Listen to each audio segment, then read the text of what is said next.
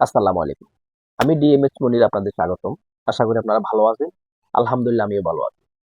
আজকে আমাদের সারা বিশ্বের সকল মুসলমানদের একটা খুশির সংবাদ নিয়ে এসেছি।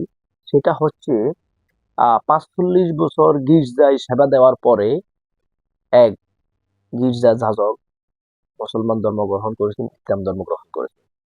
আলহামদুলিল্লাহ আমি আসলে নিউজটা পেয়ে আমি খুব অত্যন্ত খুশি হয়েছি। যেটা আসলে ভাষায় আপনাদেরকে প্রকাশ করতে পারবো না। আমি এত আনন্দ হয়েছি, এত খুশি হয়েছি। প্রিয় বন্ধুরা আসলে এই সমস্ত যখন এই সমস্ত ভালো নিউজ গুলা যখন দেখি বা শুনি খুব মনে খুব শান্তি লাগে। তো আপনারা অবশ্যই খুশি হবেন আশা করি।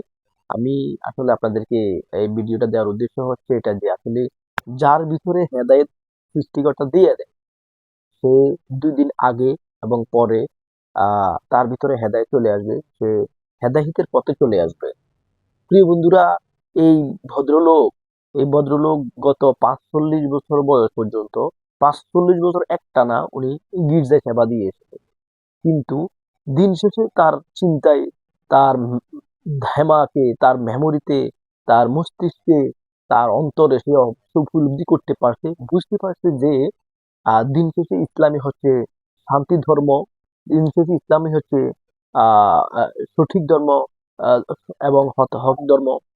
ইসলাম ধর্ম নিয়ে আসলে আমরা অনেক অনেক অনেক বিশেষ করে অনেক অনেক সম্প্রদায়ের অনেক মানুষ আছে, আমরা আসলে এগুলো নিয়ে ট্রল করি, কিন্তু এটা ঠিক না। যার যার ধর্ম তেতে পালন করবে, এটাই স্বাভাবিক। তবে আমাদের আসলে আমরা আমাদের মুসলমানরা কখনো ইসলাম ধর্ম ছাড়া বা অন্য কোনো ধর্ম নিয়ে কখনো ট্রল করি না। কিন্তু পৃথিবীতে যত ধর্ম আছে, পৃথিবীতে যত ধর্মাবলম্বী আছে, যত ধর্মের মানুষ আছে, অনেক বখাটে ব্যক্তিরা আছে। কোনো ধর্মে আমার জানা মতে নেই যে অন্য কোনো ধর্মকে নিয়ে আপনারা কটূক্তি করেন, অন্য কোনো ধর্মকে নিয়ে আপনারা প্রতিহিংসাত্মক বোধে কিছু বলেন, অন্য কোনো ধর্মকে নিয়ে আপনারা রোস্টিং করেন, খোসা দিয়ে কথা বলেন। আমি কোনো ধর্মতে আমার জানা মতে জানা নাই। কিন্তু আমাদের কিছু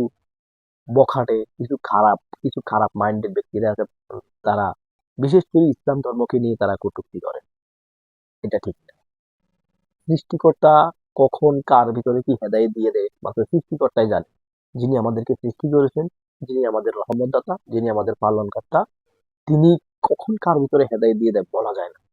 এই ধর্মযাজক একটানা ৪৫ বছর গির্জায় সেবা দেওয়ার পরে তার ধ্যামাকে, তার মস্তিষ্কে যদি আসতে পারে যে না, আমরা ভুল পথে আছি, আমাদের সঠিক ধর্মই হচ্ছে ইসলাম ধর্ম, শান্তির ধর্মই হচ্ছে ইসলাম ধর্ম, তাহলে আমি আমার অতীত ধর্মকে বাদ দিয়ে আমি ইসলাম ধর্ম গ্রহণ করে ফেলি।